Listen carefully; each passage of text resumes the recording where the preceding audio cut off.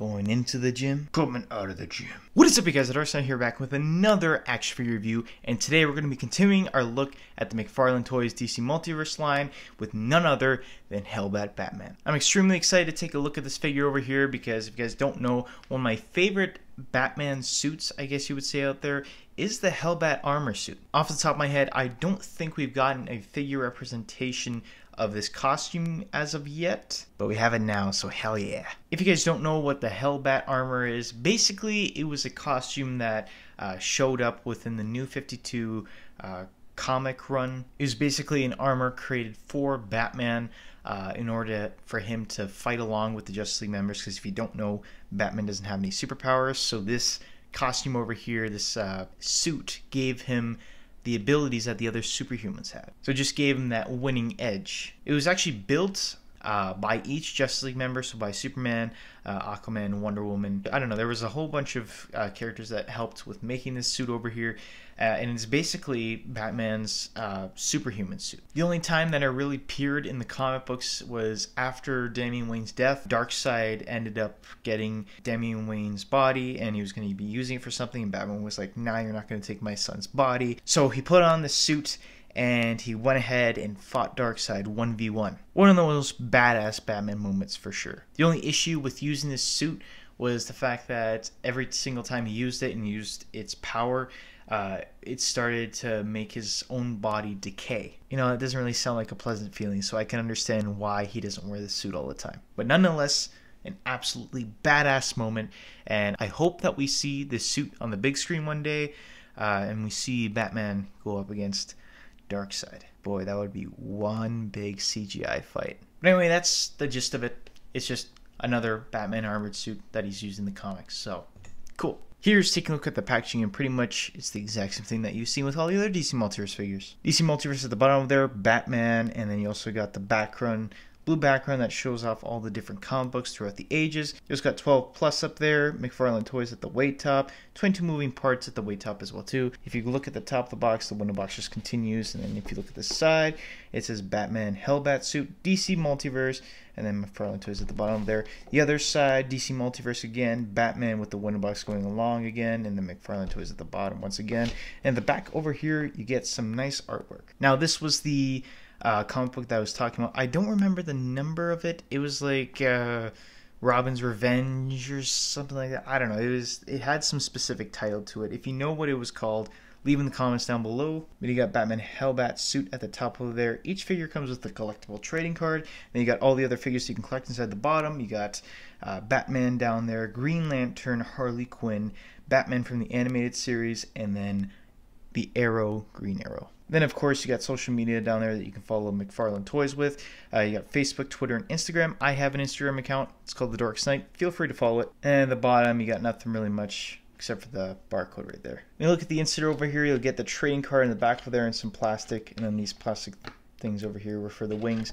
But I'm not going to pull it out because I don't want to rip this plastic piece off.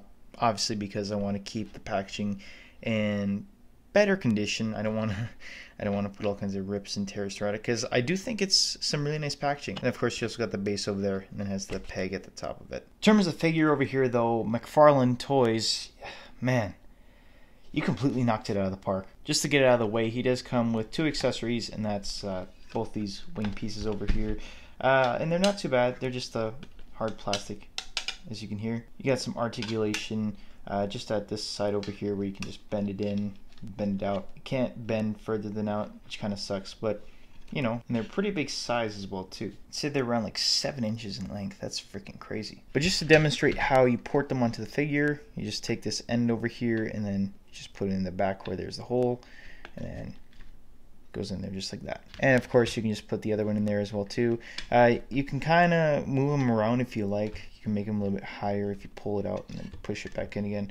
So that's pretty nice. And it has sort of like a hexagonal shape, so they stay in there pretty well. They won't be moving around, and it works pretty well. For the sake of this review, though, I'm going to be taking them out so I can mingle with the figure a little bit more. First and foremost, taking a look at this head sculpt, man.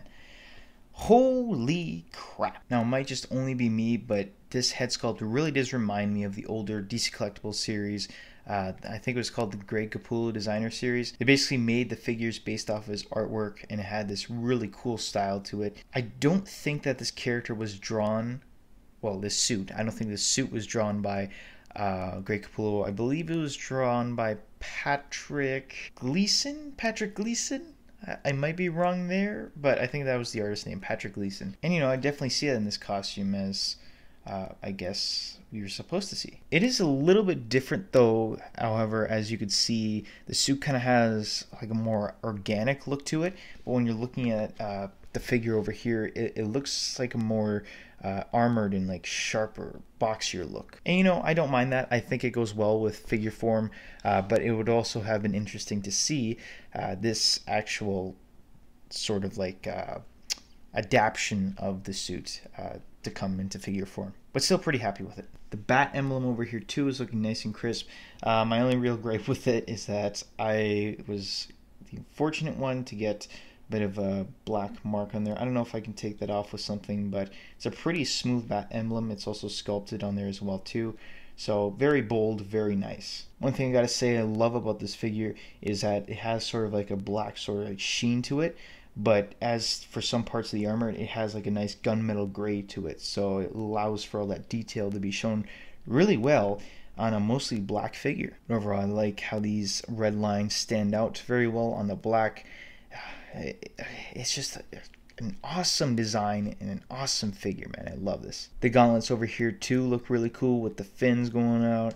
It has like gunmetal gray like I was saying before, and like the hand over here too, that is freaking awesome how they have all those like little like spiky hands sort of like sculpted, and then they have the gunmetal gray along with the black as per the rest of the costume. Absolutely amazing costume to choose to make into figure form. You see over here too, the hand is not like the other open hand, it's a fisted hand.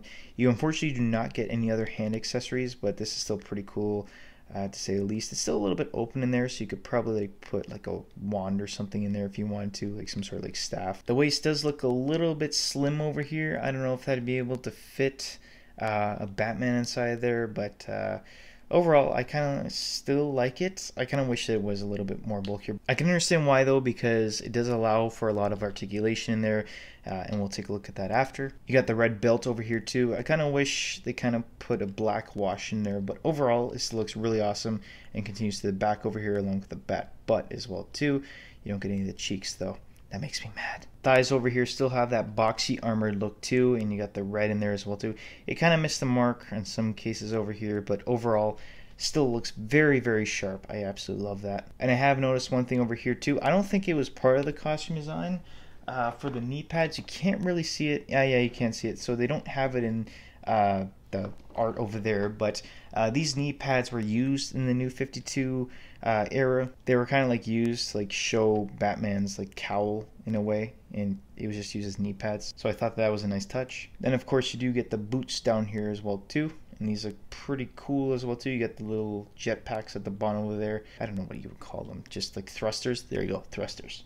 And then the toes over there kind of carry that similar design to the knee pads over here. And then of course you do not get any treads at the bottom of these feet. We saw it on the Batman before, which I thought was pretty awesome. As you can see over here, he has treads at the bottom, but unfortunately you do not get it on this figure. You can see all the copyright info in there as well too, made in China. So I'm glad they put that on the bottom of the feet rather than on the belt or somewhere else on the figure where it could be seen. But then you also do get the peg holes at the bottom of the feet as well too. Articulation wise, this guy is a beast. Head can move up just slightly, not too much, but it can move down pretty good. Got some side-to-side motion there along with a good amount of head pivot. These shoulder pads over here are on a ball joint, so it does allow for some good movement and allows for the arms to move as they please. The arms over here, they do have a butterfly joint, so you can shift it around as you please, so that's pretty awesome. It can move up about that much, you can go up, down. There's a bicep swivel in there, and then a double jointed, or not double jointed, single jointed, but it still moves in at 90 degrees, so that's good. Then you get some wrist articulation over here, and it's on that ball peg that we've seen with the other McFarlane toy figures, so you can hinge it up and down, you can move it side to side, so pretty much do whatever you want with it. I also like this as well too, because in this figure at least, it's pretty well hidden.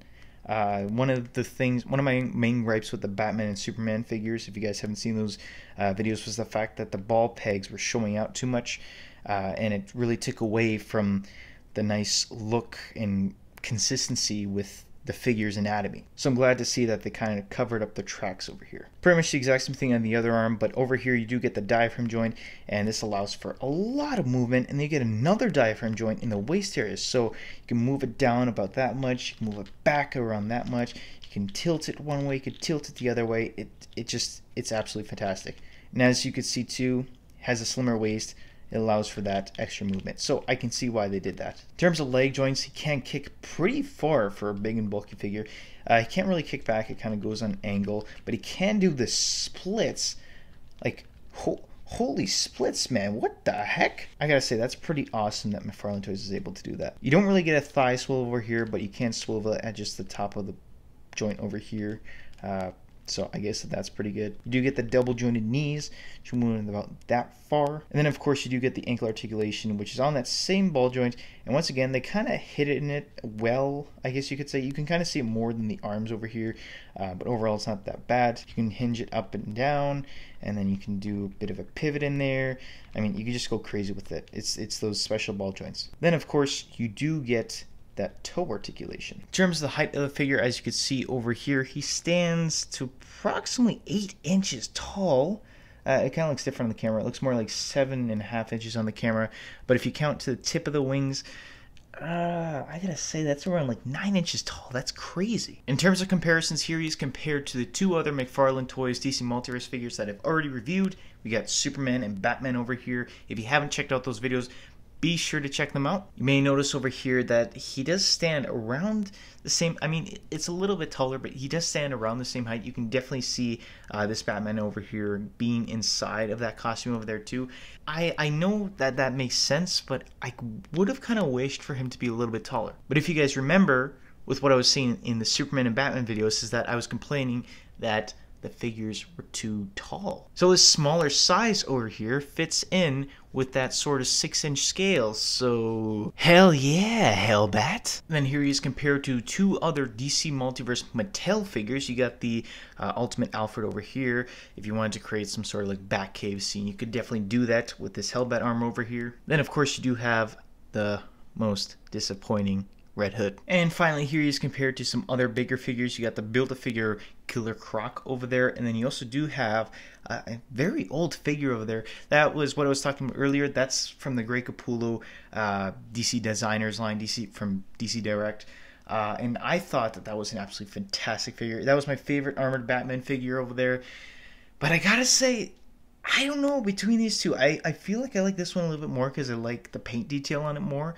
But I'm going to say this is a very, very close second. So there you guys have it. I have to say, by far, this is my favorite figure out of the line. The paint detailing on this is good for the price range. And the quality on this, I've noticed, is slightly different to the Superman. It does not feel like a bath toy. It's got that harder, nice plastic feeling. It is still very malleable. And I got to say it too.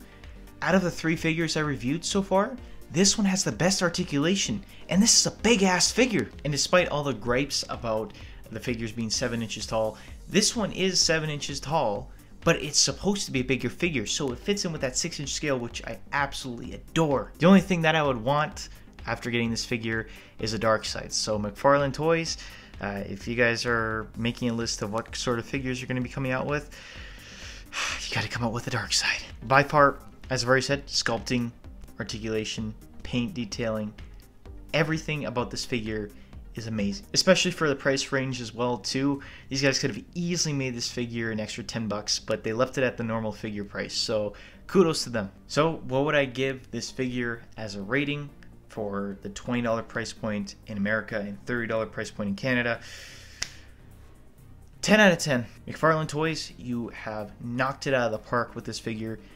Absolutely fantastic. I absolutely adore this figure. If you don't have this figure in your collection, you gotta buy it. Even if you're not a Batman fan, this is just a completely awesome action figure on its own. But with that being said, guys, if you guys want to see more DC Multiverse McFarlane Toys reviews, be sure to leave a like down below. Let me know in the comments what you thought about this figure. Let me know what you thought about my review. And as every YouTuber begs you to do, subscribe, please. But with that being said, guys, like, comment, and subscribe. I appreciate y'all. Thank you guys so much for watching, and hopefully I will see you guys in the